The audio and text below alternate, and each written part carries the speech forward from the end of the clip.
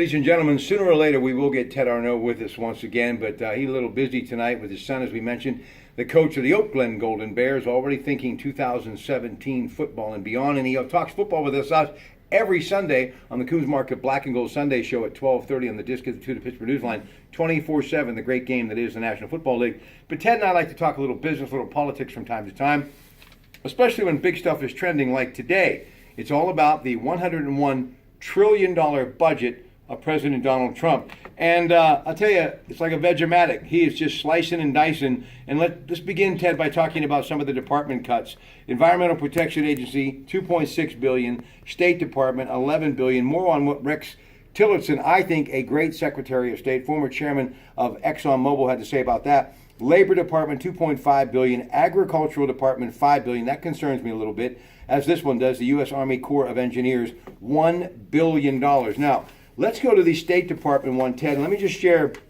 Rex Tillerson basically said just been overspending for such a long time that something had to be done. And he was in Japan today, and he said that budget cuts were made because the level of spending that the State Department has been undertaking in the past, particularly in this past year, is simply not sustainable. So talk about some of those cuts in those various departments that the president is going to be asking for in his new budget.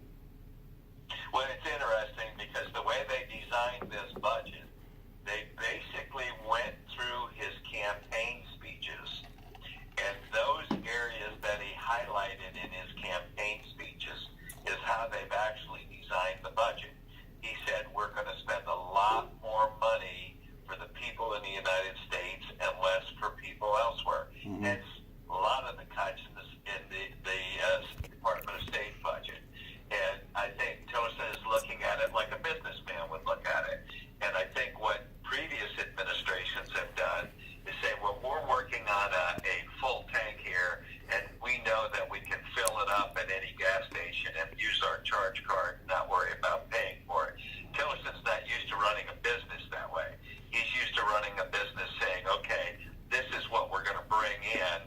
Let's figure out how we can, like you just said, slice and dice the expenses so we can push whatever is out the bottom line. They're kind of running this budget that same way. EPA, I think, has overgrown its position. And I think what Trump is looking at, okay, all they're doing is basically creating regulations that impede the energy industry and create their own budget. So he's saying, let's carve those budgets, let's get down to the meat of enforcing those EPA rules that are there just to keep our water and our land safe, not to create regulations that go after certain industries, one of which, of course, is the coal industry that's very near and dear to all of our hearts. Absolutely. And you're going to see each of those departments are things that he talked about in his campaign so that he can deliver on what he's talked about, and those are going to be where the cuts are. All right, just a couple of more program cuts. Talking to Ted Arnaud, AT&T Newsline, just a couple more minutes. We were talking about the president's budget outline, $101 trillion, and again, $54 billion going to be added for defense spending. But cuts to FEMA, also National Oceanic and Atmospheric Administration, Department of Education, including Striving Readers, Teacher Quality Partnerships, Impact Aid supports, also eliminating funds for Section 4 capacity building for community development and affordability. Now, Ted, when you see these names such as education, that concerns someone that has children of school age. How should we look at this when we're talking about his program cuts and how it will affect education, but especially something that's near and dear to my heart, public education? Well, because you can look at per capita spending that the United States has had over the last 8 years and try and interpret the increases in quality of education that those increased amounts have brought. And for the most part, it's nothing. So what they think they're saying is let's create the ability to have private schools, let's create the ability to have different kinds of education that are once again more efficient and create a greater benefit to the students rather than just creating bigger numbers. I think we have proven that just because you have more numbers chasing an item, that it doesn't necessarily improve that item. That's what he's looking at. So I think you got to give him time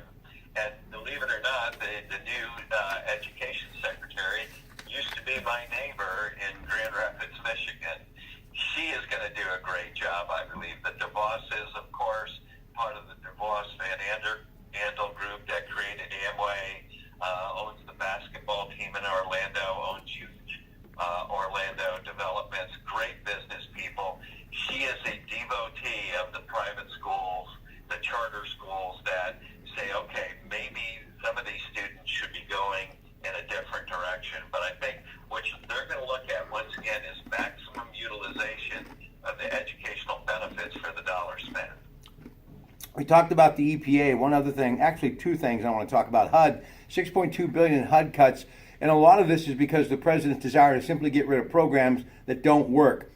Do you believe that HUD doesn't work, Ted? Well, I think we can look at the statistics and say that it certainly is, once again, another one of those items that by spending more money doesn't improve the quality of what the benefits that we intend. So I don't think the money, this extra money, has really done anybody any good, and they want to reduce it down to the bare bones minimum. If you remember, the president that first instituted this kind of a concept, believe it or not, was Carter, who wanted to go on zero-based budgeting, meaning that each department had to create their budget from zero every year. And so he had the same kind of a concept as a fairly liberal Democrat.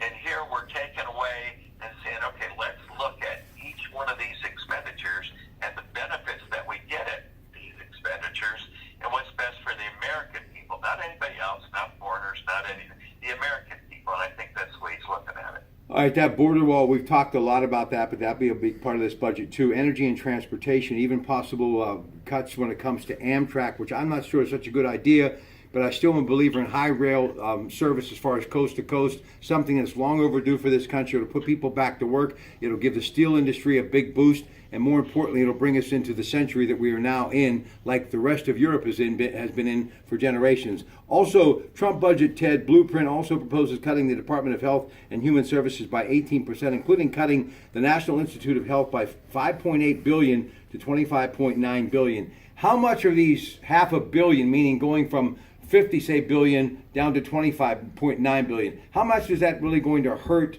the people that work there, meaning employment? I think it will. I think it'll affect employment for those departments. But remember, those people are being employed at the rest of Americans' expense. Those, when we say government pays those, I wish everybody would say, instead of government pays them, we pay them. The taxpayers pay them. So if they can find more efficient work, more work or work that would benefit the economy more, that's where they should be. It's like if everybody would say, well, what if we got rid of the IRS? Well, you've got all these accountants and brilliant minds that are sitting in the IRS just worried about how they're going to collect your money. Let them go out and use those brilliant minds in figuring out how they can create a greater industry for America. And I think that's what he's looking at. Yes, it will directly affect the employment in those departments, but remember, we're the ones employing those people, and if they're less efficient than they could be, then maybe they need to be cut. Ted Arnaud, AT&T Newsline, always a pleasure. We'll talk to you Sunday on the Coons Market Black and Gold Show. Have a great week. You got it, Rob. Thank you. Good night from Casa de Emmanuel. St. Patrick's Day party tomorrow, Saturday. Great Italian cuisine. And don't forget, if you're thinking of Italy, AAA East Central in East Liverpool, Ohio, is going to have Members' Choice Matt DeRamo at their Rochester, Western Pennsylvania location coming up on Monday. On Tuesday, March 28th, he'll be there at 6:30 talking all about Italy. Don't miss it. Good night.